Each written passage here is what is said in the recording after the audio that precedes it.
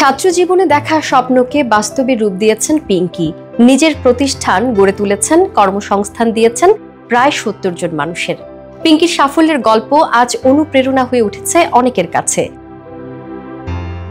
ছোটবেলা থেকে কৃষি আর ব্যবসায় আগ্রহ ছিল পিঙ্কির।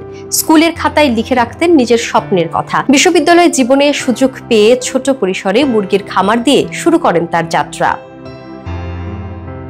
বর্তমানে তার প্রতিষ্ঠানের নাম প্রয়োজন গ্রুপ।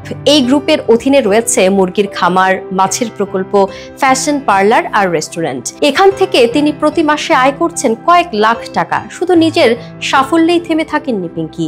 নারী উদ্যোক্তাদের উৎসাহ দিতে নিয়মিত অংশ নেন নানা কর্মশালায়। সমাজের প্রচলিত বাধা বিপত্তিকে জয় করে আজ তিনি রোল মডেল।